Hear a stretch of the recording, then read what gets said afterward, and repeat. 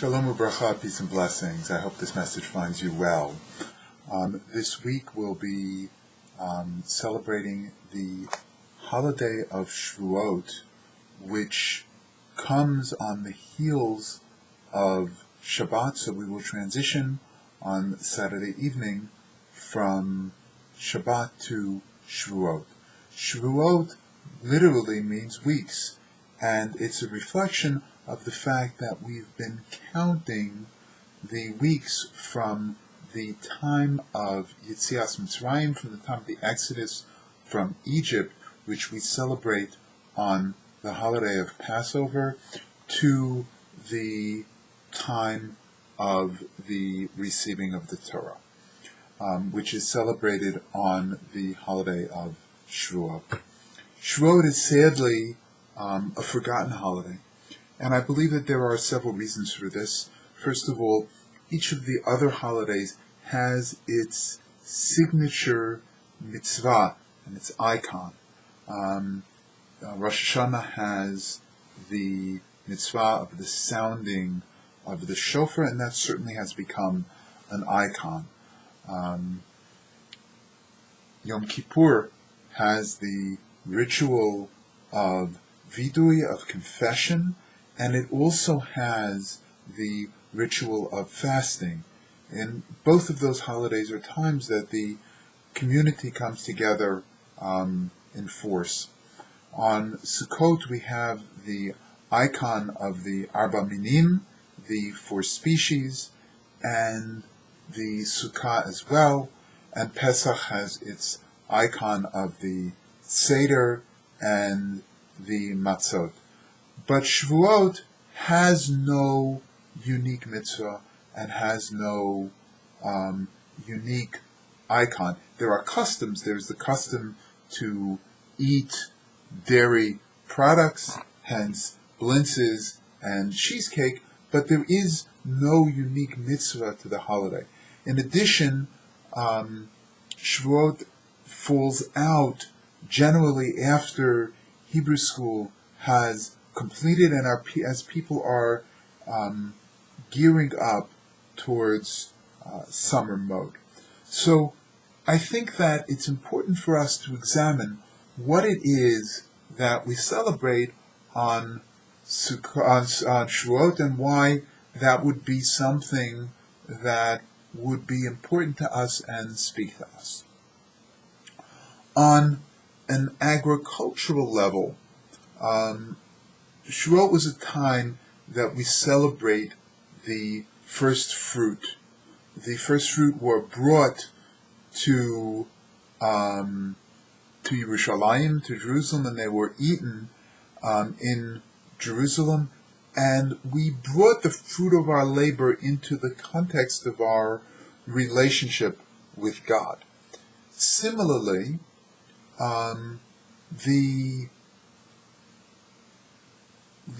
our relationship with God is celebrated through our celebration of the Torah.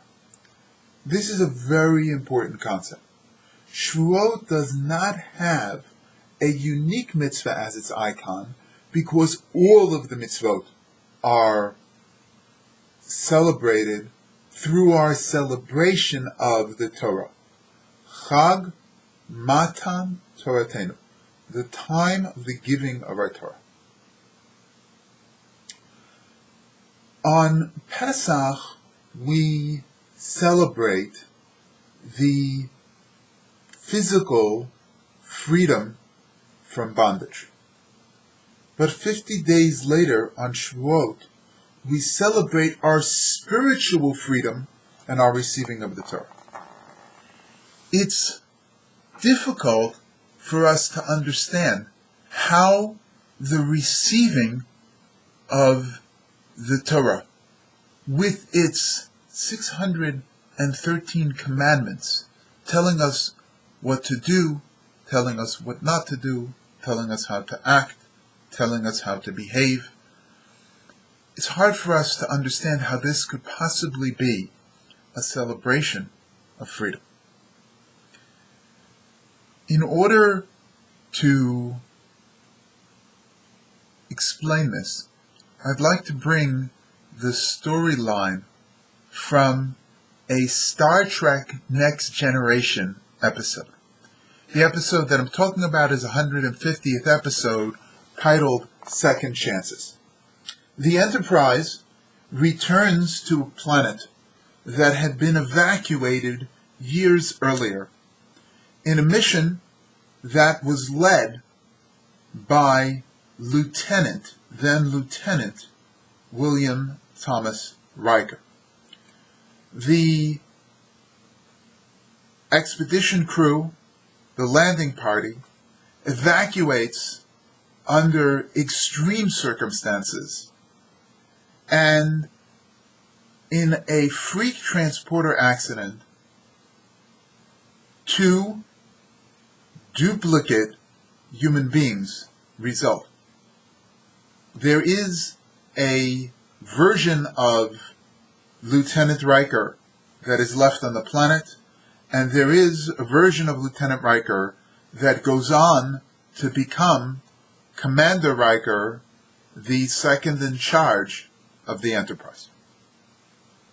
Years later, when they return to this planet, the 2 Rikers discover each other, and Lieutenant Riker, who had been left on the planet, has a very difficult time integrating into the life of Starfleet and the regulations that surround being part of a team, being part of a crew.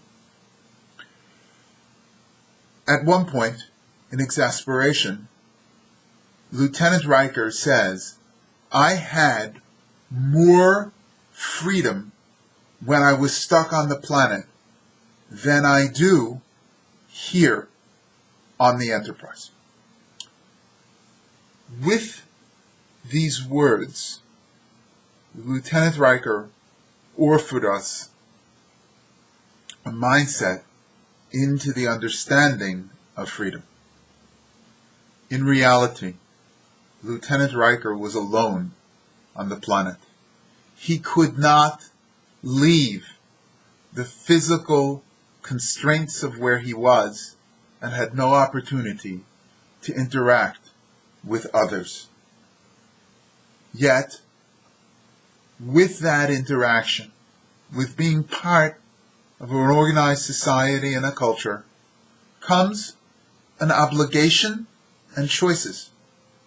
One can do the right thing morally and ethically, or one can choose to do the wrong thing. This is the way that our freedom manifests itself.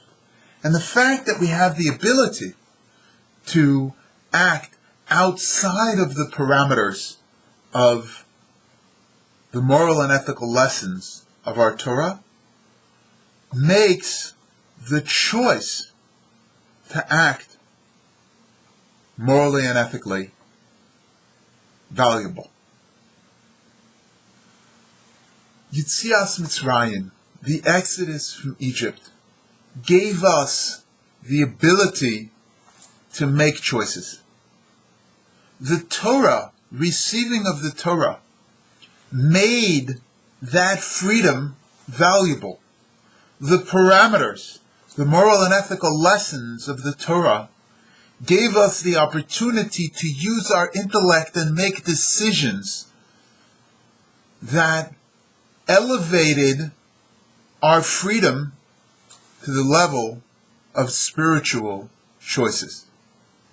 On Shavout, we celebrate the receiving of the Torah, but we also celebrate our intellect, the intellect that God has given us to make decisions and to study and understand in order to facilitate those decisions.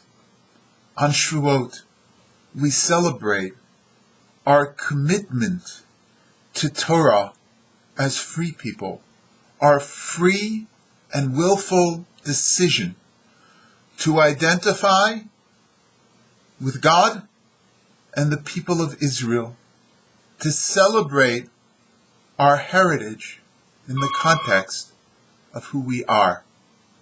May you have a celebration of Shavout that elevates your commitment to our tradition, to our people, and to our way of life. Live long and prosper, my dear friends.